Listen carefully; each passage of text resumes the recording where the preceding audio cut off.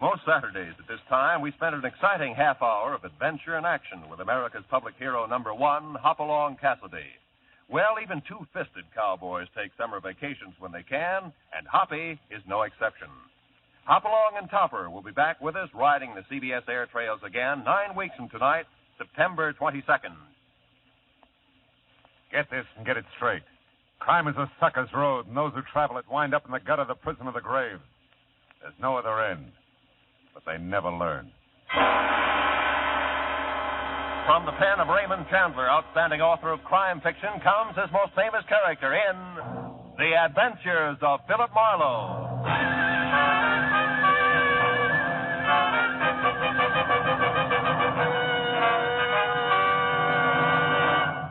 Now, with Gerald Moore, starred as Philip Marlowe, we bring you tonight's exciting story, The Dear Dead Days.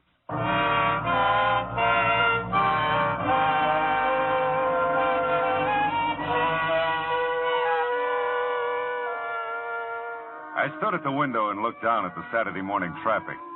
1,000 inchworms playing follow the leader to the beach, to the mountains, to Aunt Millie's, to any place. I had time, a book. There was food in the refrigerator and a coffee cup in my hand. Across the room, there was an easy chair, cigarettes on the table beside it. The clock said it was 9:15. I hadn't shaved, and I wasn't going to.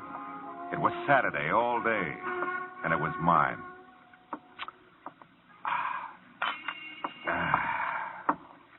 Now, let's see. Where was I? Oh, yeah, here it is. She was the most breathtaking thing he'd ever seen.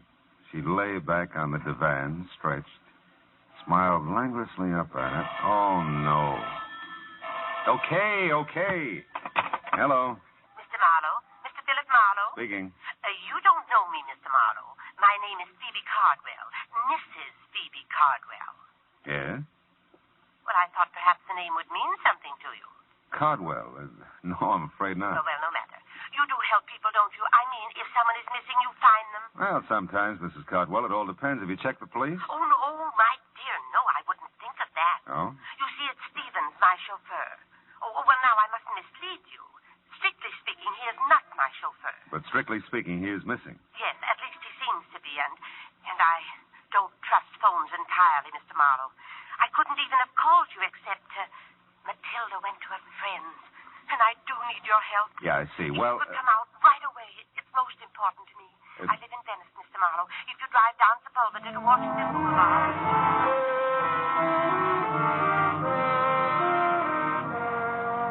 Well, what do you do? Maybe I thought about my grandmother. Maybe I thought of $25 a day. I don't know. Whatever it was, I joined the inchworm anonymity that was the traffic line to the beach cities. Now, Venice is not a spot to which I normally gravitate, but there was something in Mrs. Phoebe Cardwell's distinguished old voice that told me this was not a Saturday for normalcy. The house was what used to be called a bungalow, and the ramrod little figure waiting for me in the doorway was what used to be called beautiful. Phoebe Cardwell, for all her 75 years, had worn well and knew it. It's just possible that I didn't make myself entirely clear on the phone, Mr. Marlowe, about Stevens. Well, he's your chauffeur and he's missing, huh? He was my chauffeur. It seems like a very long time ago since I've seen him. You see, after Horace died in 1948, Horace was my husband. Oh. You see, after Horace died, Stephen stayed on to drive for the family who took our Pasadena house. Oh, he did this with my blessing, of course. Horace, rest him, left me very little, really. I say this with no malice, Mr. Marlowe. Merely to point out that for me to retain Stevens was quite out of the question. Yeah, I suppose so. So I moved in with my younger sister, Matilda. She's visiting a friend at the moment. I wouldn't want Matilda to share my concern over Stevens, and I'm sure you'll respect that. Oh, of course, Mrs. Cardwell. Yes, thank you. Now, look, so far as you know, is Stevens still driving for the family who took your house? Oh, I'm sure he is. He must be. It's just that, well, on Thursdays, his day off, he always brought the limousine over to take me for rides and run my little errands. Oh, understand now. The Brants are fully aware of this. That's the family he works for. Who have my home in Pasadena. And Stevens hasn't been to see you in some time. In weeks, and not a word, you understand. I find it difficult to tell you precisely how I feel about this, Mr. Marlowe. Stevens is like a son to me. Perhaps he's ill or troubled. Oh, I'd want to know that. I might be able to help. You phoned, I suppose? Oh, I'm embarrassed to say how many times. But no answer, none at all. I've a writing desk in my room, Mr. Marlowe. I'll write the Pasadena address and phone number for you. My number, too. Oh, I shan't be a moment now. I'd seen the ring when I first sat down opposite her. First because it was big, almost massive, on her tiny right hand. Then because it didn't fit the rest of the lavender and old lace picture that she presented. A mass of jade and gold carved with oriental figures. A foreboding thing that reeked quality of its kind and value. After she left, the vases jumped out at me from the mantel.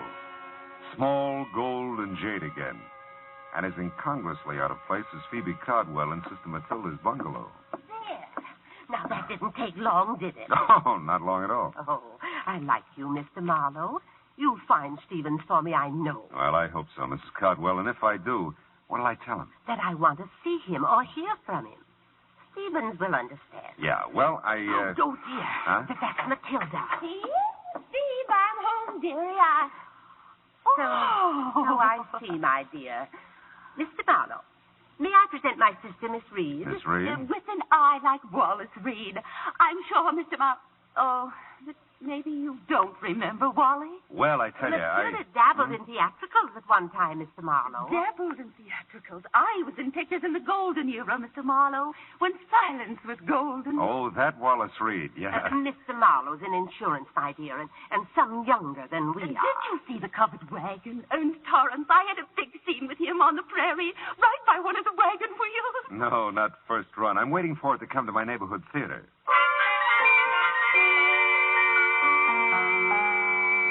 Matilda was a doll. Real live Cupid doll, but her role in this thing was strictly comedy relief. The drama, if there was any, was Phoebe Cardwell. A missing chauffeur that wasn't hers anymore, and the glaring memory of jade and gold that didn't seem to fit anywhere. Well, I missed the house on Orange Grove Avenue by 2 numbers, parked the car, and walked back. The old Cardwell place was set well back from the street, and its solid red brick looked big, important, and empty. Nobody home. Nobody home. At first, I thought there were 3 honey-colored Afghans on the lawn next door. But the one in the middle was talking to me. And as I walked closer, I could see she was by far the prettiest. And undoubtedly something more than man's best friend. The Brants are at Emerald Bay for the summer. I thought I'd told everyone. Yeah, well, I'm the one who forgot to ask you. My name's Marlowe. I'm Kip Harcourt. Margaret Really. Kip's for the reserve section. Hello, Kip. I've never seen you before. Yeah, well, believe me, I'm sorry. I believe you, Marlowe. Yeah, I got a first name. I like Marlowe. Oh. Forget about the Brants. Come on and play on this side of the hedge. I don't know the Pasadena rules. Same as Texas. No. Looks like we're going to have to move over. I'll give Stevens a raise for this. Thought you said nobody was home. Stevens doesn't count. He does with me. Don't move. I want to remember you like this always. You'll be back, Marlowe? This you know. Hey, Stevens. Stevens, wait a minute. I'd like to see you. Yes, sir? I'd like to talk to you about Mrs. Cardwell. Is something wrong, sir? Oh, no. She's fine. I'm Philip Marlowe, Stevens. Is there someplace we can have a visit? They're upstairs over the garage in my quarters, sir. Come along. Mrs. Cardwell isn't ailing, she says. Oh, no, looked fine when I left it less than an hour ago. Oh, I'm glad to hear that. Yeah, here we are. Come inside, sir. Hey, nice place you've got here, Stevens. It's a bit stuffy in here, I'm afraid. I've been closed up a few days. Oh. There now. Sit down, sir. Thanks. Say, Stevens, Mrs. Cardwell misses you, and you can drop the sir with me. Marlowe will do. Huh? Well, I'll try, sir. Mr. Marlowe. With a habit of 20 years or so, you know. Sure. Now, Mrs. Cardwell misses me? Is that what you've come to tell me? Well, that's about all she told me, Stevens. I understand you skipped a few of your regular Thursday visits with her, and, well, she's concerned about you. Well, I must say that's generous of her. Of course, it's not been a few visits at all, Mr. Marlowe. I've missed the last 2 Thursdays, and for a quite legitimate reason. My employers, the Brants, have opened their Emerald Bay place. Yeah, so Kip told me. The Miss Harcourt, I mean. Mrs. Harcourt, sir. Oh, really? That's too bad. Is it, sir? Yeah. Well, look, Mrs. Cardwell seems like a nice old lady. You know what you mean to her. It's not just you she misses, you understand? It's a way of life, something she was part of and enjoyed. Status, I think they call it. You know, it can be pretty important, Stephen. I understand that, sir. Sure you do. You'll give her a break, I know. Call her now that you're back in town. You know, keep in touch, huh? Yes, I... Oh, excuse me. Sure. Don't leave, sir, please. There's something I'd like to ask you. Stephen seemed like a right guy. Anyway, I was wondering about Kip, Mrs. Harcourt. I had her figured all right, but not for married. I dismissed it at the back of my mind and started casing Stephen's little palace. It was nice enough in the brown to gray motif, neat, tidy, like Stephen's, except for a bunch of packing boxes grouped in the corner behind the divan. And on top of them, 3 items that stopped me cold. A large bowl, a smaller one, and a long oblong box. All a mass of jade and gold carved with oriental figures. You admire Oriental art, Mr. Marlowe? Not especially. Do you, Stevens? Not especially, sir. You said you'd like to ask me something. Yes, and if I may, sir, I'd appreciate a straight answer. All my answers are straight, Stevens. It's my questions that get tricky. I'll remember that, sir. Are you certain you've told me everything Mrs. Cardwell said about me? Very certain. Does it strike you as odd, sir, that she'd hire a man of your particular capabilities to deliver the simple message that she misses me? Matter of fact, it does, Stevens. Strikes me as very odd.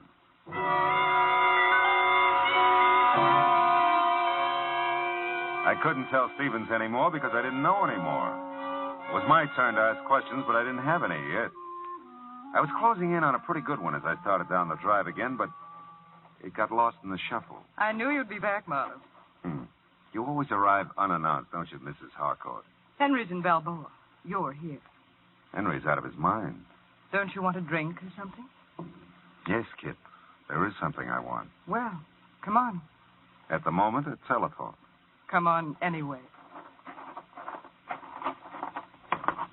You know, Marlowe, you're an odd one. Yeah, everybody says so. Yeah. You're really coming into the house to use the phone, aren't you? Well, like I said, I'm an odd one. Where is it? To the right in the library. Thanks. Are you a friend of Stevens? Why? Because you're not a friend of the Brants. Yeah, well, I'm really a friend of Mrs. Cardwell's. Phoebe? Why didn't you say so? Would it have mattered? Well, little. I lived next door to Phoebe and Horace for years. Here? Here. It's my house. Henry married my money. Poor Phoebe. Horace didn't leave her a thing. No one understood it. Leans against the estate as big as a house. Big as the Cardwell house? That's how the Brants got it. Mm-hmm. Is she still interested in art, or do you know? Oh, I think so, only on maybe not such big scale. Beautiful wings she donated to the museum. I guess she never gets over here anymore. No, not much. Say, I forgot the name of that museum. She mentioned it. Live Oak Museum on California Street. Oh, yeah. I like Phoebe. Tell her Kip says hi when you see her. Yeah, I will. You still want to use the phone, Marlowe?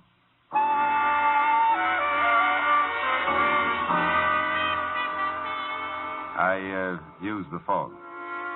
I called Phoebe Cardwell, explained Stephen's absence, and gave her Kip's bet.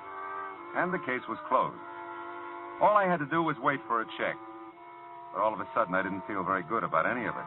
It was like a hangover. I felt something should make sense, but nothing did. The jade and gold at Phoebe's, the stuff in Stephen's quarters that looked just like it.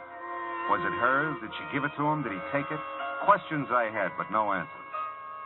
I stood there at the window in Kip's library and watched the car pull to a stop in front of the old Cardwell place. Watched a thick little man get out and start to walk up the gravel driveway. I wasn't sure until he walked right past the library window. Then I knew I had the beginnings of all the answers. The thick little man was Fritzy Ott, one of the better fencers around town. And he was on his way to see Stevens. A minute later, Kip told me of empty servants' quarters over her garage. Another minute later, and I was there. The two garages weren't 6 feet apart. And there was lots to hear if you listened. I listened. But look, Stevie boy, you don't have it all. That's not quite the point now. Can you dispose of it? I don't know. 2 things, Stevie boy. 1, collection's a tough defense. Real tough. 2, this isn't the whole deal. I don't understand. This isn't the whole deal. Some pieces missing. I've seen pictures of the Cinco collection. Some pieces are missing here. 2 vases and a ring, to be exact. Yeah, you're right. You got 'em? Well, not exactly. I might be able to get them. Look, I'm trying to tell you, Stevie boy. One, I'm not even sure I can fence the whole collection. But two, I ain't got a prayer of doing it if it's incomplete. Are you with me there? Do you understand that? Yes, I understand it. It might take time to obtain the other pieces. Then you better spend some time, Stevie boy, or we got no arrangement whatsoever. I tell you, I'll nose around, see what's the best deal I can get, providing you deliver the full treatment. You see what you can do about getting it, and we'll meet here tomorrow at noon. But I really don't think it. Oh, never mind. I've got to have the money. All right. Tomorrow at noon. You didn't have to hang any signs on it. It was all there, or most of it was. The Sing Coup collection meant very little to me, but it meant money to Stevens and Fritzy Ott. I had an idea it meant something else again to Phoebe Cardwell. And I had another idea. The Live Oak Museum on California Street and the wing that Phoebe had donated to it. I couldn't risk the delay of a Texas rules bout with Kip, so I skirted the house and ran through the dust to my car. 5 minutes later, I stood in front of the words Live Oak Museum. Percival Wallace, director. Open to visitors 9 to 5 weekdays, 9 to 12 Saturdays, 12 to 5 Sunday afternoon. Oh, nuts.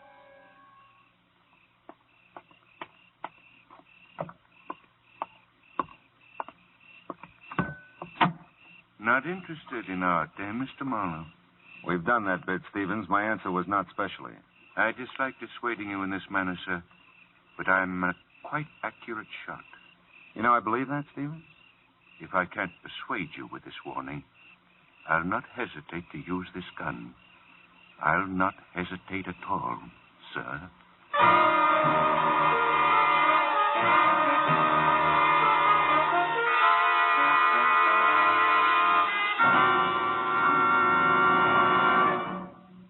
In just a moment, we will return to the second act of Philip Marlowe. But first, now that vacation time is here, our streets and highways are more crowded than ever.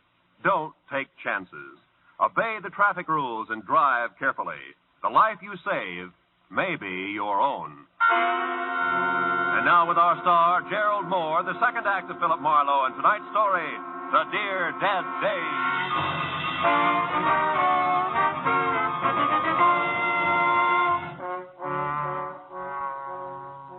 Stevens had a dominant personality for a chauffeur. He could give orders as well as take them. And I'm not a man who's at his best staring down the nose of an automatic. Well, we told each other a very proper good evening, and he left me with my thoughts, which were several and urgent. I bundled them together and headed for the Times office in downtown L.A. Note, there's just one thing mustier than an old newspaper file. It's the man who filed it. 1948 was a big year, news-wise, Philip. The files are heavy. Well, how was it obituary-wise, Belton? That should lighten it. Uh-huh. Local, national, or international? Local, Pasadena. Name, address? Horace Cardwell, Orange Grove Avenue. Mm-hmm. Cardwell, Horace. That's it. Mm-hmm. January 30, 1948. Page 1, part 2.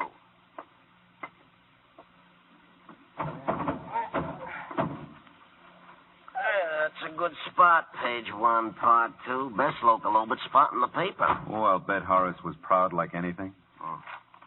Let's see here. Candy. Oh, here it is. Mm-hmm. Mr. Cardwell is survived by his wife, Phoebe Reed Cardwell, at home. Period. Nothing.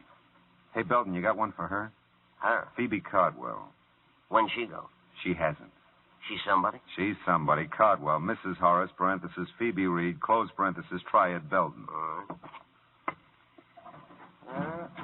She could be more.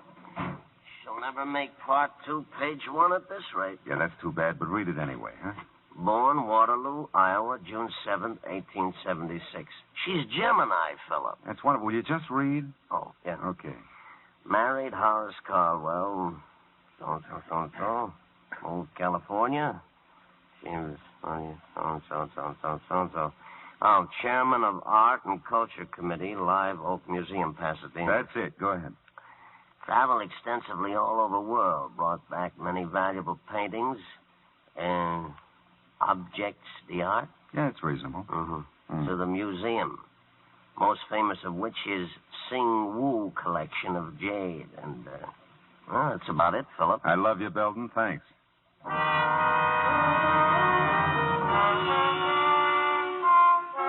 So Phoebe had brought the Singwoo Jade collection to Live Oak Museum in the first place. Now she had some of it, Stevens had more. And Fritzy Ott was even now nosing around for a taker. Where did that leave the museum? Nowhere, so far as I knew. Except closed till noon tomorrow, Sunday. And noon tomorrow, Sunday, would be too late. Fritzy and Stevens would be together by that time.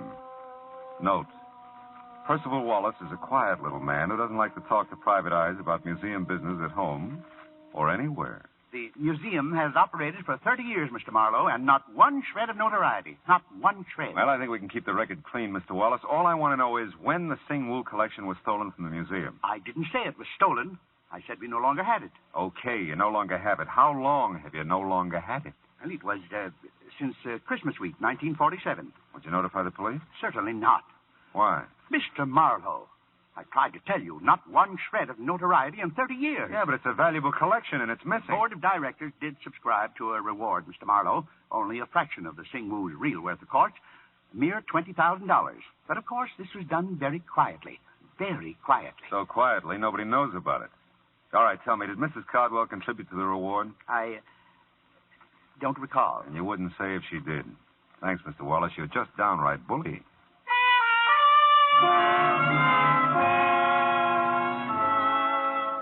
I got to Phoebe Cardwell's small bungalow in Venice in time to see a liveried limousine pull away from the curb. 2 minutes after it got lost with the rest of the inchworms, the light-up-at-night variety, Mrs. Cardwell ushered me into the living room. When she turned on the lights, everything in the room jumped out at me again. The pink dogs, the blue cats, the souvenir pillows. But the most notable things in the room were the jade and gold vases that were gone from the mantel, and the jade and gold ring that was missing from Phoebe Cardwell's old hand. This is delightful, Mr. Marlowe. Genuinely delightful. Yeah, well, I was afraid it might be a little too late to call. Oh, ordinarily, yes. Oh, but not tonight. Why, you just missed him, Stevens. He came back and took me for a drive.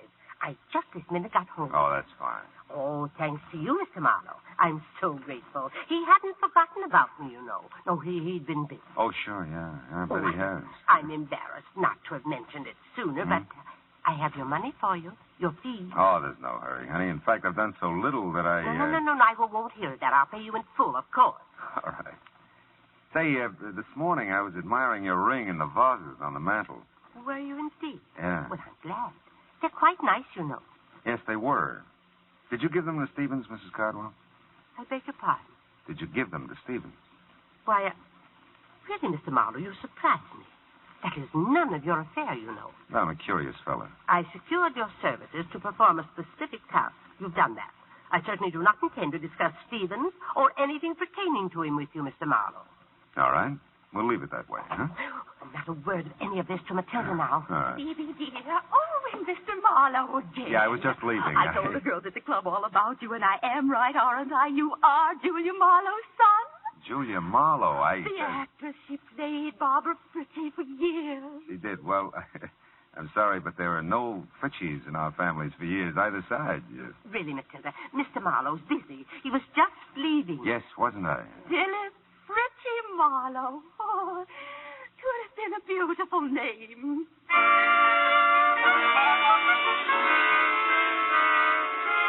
The lights in Kip Harcourt's house were off when I got back to Pasadena. Those in Stevens' quarters above the garage were still on. It was better that way. I wasn't worried about Stevens' automatic anymore. There was a very good chance he wouldn't use it. Hey, Stevens, it's Marlowe. Open up. Apparently, I didn't make myself clear, Mr. Marlowe, sir. If you still want to try your aim when I finish talking, I'll be a willing target. Come in, sir. It's almost midnight. You're meeting Fritzy at noon tomorrow. We're going to have to work fast. I warned you to stay out of it, Mr. Now, Marlowe. listen, Stevens, hear this. I know about a lot of it, and I got some good guesses on the rest. Let's make a deal. I'll tell you what I know and what I guess. If I'm right, you can get in touch with Fritzy tonight. And if you're wrong? Well, if I'm wrong, one of us deserves to be killed. Go ahead, sir. Okay. Horace Cardwell was a wealthy man, a very wealthy man. He was a good businessman, and he loved his wife very much. That's right, sir. When he died, there was almost no money. A small amount maybe for Phoebe, but the house, everything in it, the cars, everything went to pay off debts, liens against the estate. What else do you know? That Phoebe Cardwell contributed a wing to the Live Oak Museum. That she brought art treasures from all over the world to put in it, including the Singwoo Jade collection. that the collection's been missing from the Cardwell wing since Christmas 1947. Horace died of a cerebral hemorrhage in January 1948. And nobody wants to talk about who took the collection, least of all the people at the Live Oak Museum. And what do you guess from all this, sir? That a man, even a very wealthy man, can run out of money. Especially if he has a wife who's a wonderful woman with an eye and a hand for expensive art treasures. Phoebe's sick, Stevens. Kleptomania is an illness. I know, sir. It's been such a well-guarded secret. It took all Mr. Horace had to pay for the things she took. People to watch her, keep track of her. You know her, sir. He couldn't bear to get help for her, psychiatric help. Now, she needs money, just to live on. She has so little, and... You love her very much, don't you? Yes. Yes, I do. Well, she can't have too many more years, Stevens, and $20,000 is a lot of money. $20,000, Mr. Marlowe? Now, look, Stevens. You call it a well-guarded secret. Believe me, it was, and it is. Even those of you who've been protecting Phoebe all these years haven't leveled with each other. How she moved the collection out of there, I'll never know, but the museum's had a $20,000 reward for its return for several years. Well, I didn't know that, sir. I know you didn't. And it suddenly dawns on me that Phoebe's been handing you the Singwoo collection bit by bit ever since she, came by it. Maybe in appreciation for your years of faithful service, huh? Well, she said it might come in handy, sir, if I ever needed money. If I needed money, Mr. Marlowe. Yeah, I know, Stevens. Hey, you got a conflict tomorrow. You can't be here meeting Fritzy and be at the Live Oak Museum when it opens at noon, too. Well, I'll call Fritzy. Tell him our arrangement is off. And Stevens, can't you just see Percival Wallace's face tomorrow when he eyes the Singwoo collection again?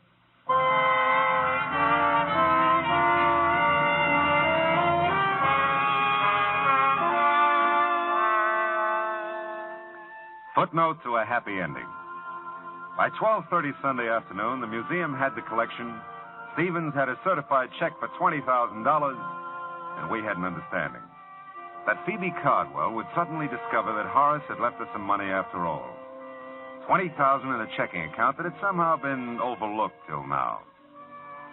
Oh, well, the rest of Sunday was all mine. I stood at my window and looked down on 1,000 inchworms playing Follow the Leader. Back from the beach, the mountains, from Aunt Millie's, from anywhere. All kinds of people. Nice people. Not so nice people. Dames like Kip, whose husbands took trips. Sweet, harmless old ladies. Who took collections. Oh, well. Where's that book? Oh, yeah. Now, where was I? Oh, yeah, here it is. She was the most breathtaking thing he'd ever seen. She lay back on the divan, stretched, and smiled languorously up at him.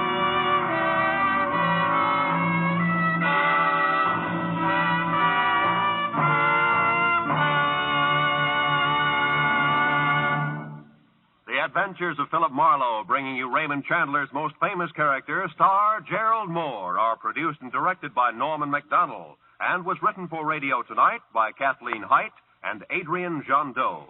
Featured in the cast were Verna Felton, Bill Johnstone, and Lynn Allen, with Ann Morrison, Ralph Moody, Jerry Hausner, and Sidney Miller.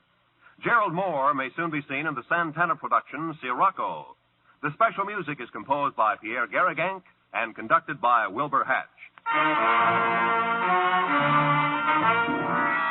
Be sure to listen again next week at the same time when Philip Marlowe says... This time a pair of green eyes held a promise. A house on Bedford Drive held a murder. A Malibu motel held a secret. And I almost held the sack.